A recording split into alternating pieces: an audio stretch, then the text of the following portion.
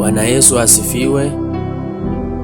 Wapendwa wote katika Kristo Yesu, na wasalimu wote kwa jina la Bwana wetu Yesu Kristo. Siku ya leo nimekuja tuweze kujifunza somo lenye kichwa maisha ya kila siku ya mwana wa Mungu. Wewe uliyeokoka, wewe mwana wa Mungu, maisha yako ya kila siku inafaa yaweje kwa mujibu wa neno la Mungu. Na hili somo litakuwa refu kidogo, maana kuna mambo kadhaa nitakuwa nikiyaguzia, lakini siku ya leo nataka tujifunze jambo la kwanza la maisha ya mwana wa Mungu. Tuweze kuomba kwanza, tukaweke hili somo katika mikono ya Bwana. Baba mtakatifu, uishie mahali palipo juu, palipoinuka. Nasema ni asante kwa ajili ya siku ya leo na kwa ajili ya hili somo ambalo naenda kufundisha siku ya leo. Baba mtakatifu, naomba uwepo wako mahali hapo ukatawale, na Roho wako Mtakatifu akaweze kuwa mahali hapa, akapate kuniwezesha kulifundisha hili neno kama wewe unavyotaka. Uwezeshe, nipe maarifa ya kulifundisha hili somo na kulielewesha katika usahihi, na yeyote ambaye analisikiliza hili somo na muweka katika mikono yako Baba mtakatifu, ukampe uweza wa kulielewa hili neno,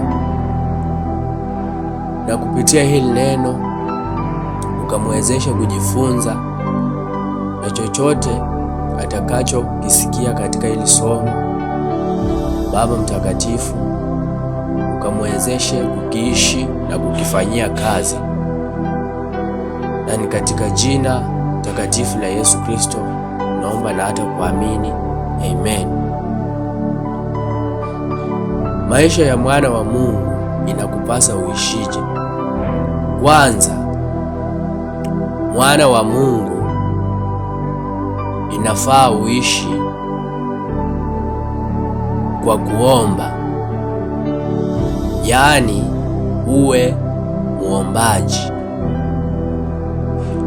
Hauwezi kuwa unajiita mwana wa Mungu ili hali haujui kuomba, haujui kujiombea. Inakupasa wewe mwana wa Mungu uweze kuwa muombaji, uweze kuwa unajua kujiombea. Katika kitabu cha Wathesalonike wa kwanza sura ile ya 5 mstari wa 17, neno la Mungu linatuambia ombeni bila kukoma. Yaani inakupasa wewe uliyeokoka uwe unaomba kila wakati. Haijalishi ni maneno ngapi unaomba, lakini kila siku inakupasa ujitahidi kuomba.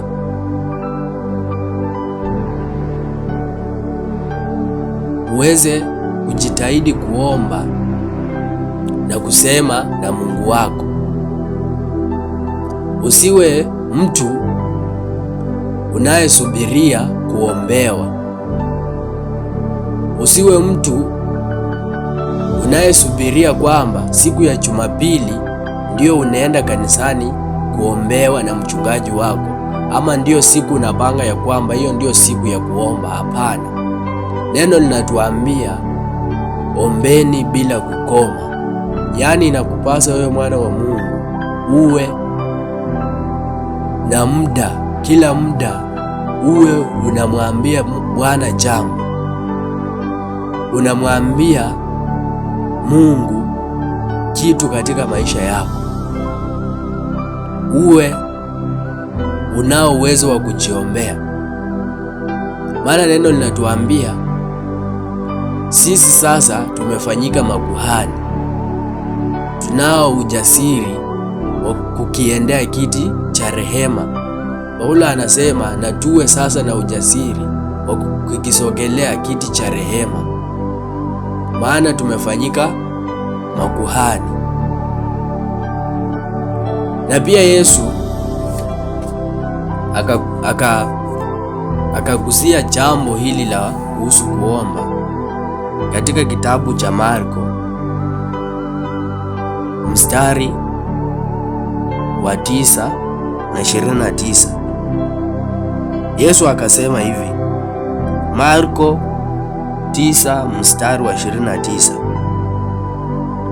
akawaambia, namna hii haiwezi kutoka kwa neno lolote isipokuwa kwa kuomba. Ndugu mpendwa, Bwana Yesu amesema kwamba kuna hali ingine katika maisha yako haiwezi kutoka pasipo kuomba. Yaani inakupasa uombe, ndio mambo mengine ya kuachie.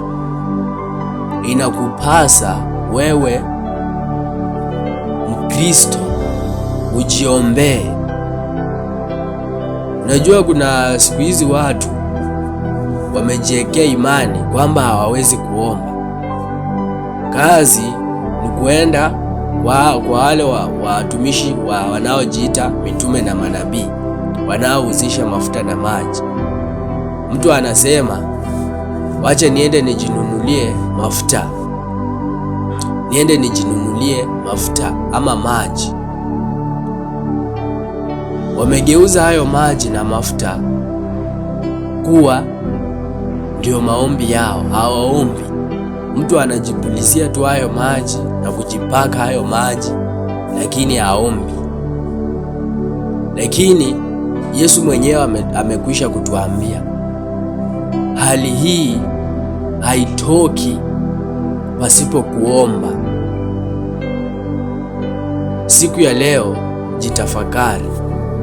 Kama wewe unajiita Mkristo lakini uko miongoni mwa watu ambao hawaombi, siku ya leo nataka uchukue hatua, uwe unaomba hata kama ni dakika 10, lakini uwe na juhudi ya kuomba mbele za Mungu.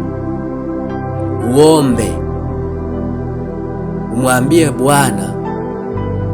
Kama umekaukiwa na nguvu ya kuomba, mwambie Mungu akupe ile roho ya kuomba, akuzidishie moto wa maombi katika moyo wako, ndani ya moyo wako, uweze kuwa unaomba, uweze kuwa unaomba kila siku. Siku ya leo haya ambayo nimekuambia na kukufundisha, naomba ukayafanyie kazi. Kama wewe uko katika miongoni mwa wale ambao hawaombi, watu ambao huwa hawaombi, nataka uchukue nafasi siku ya leo, uanze kuomba. Uwe unaomba, unajitahidi kuomba.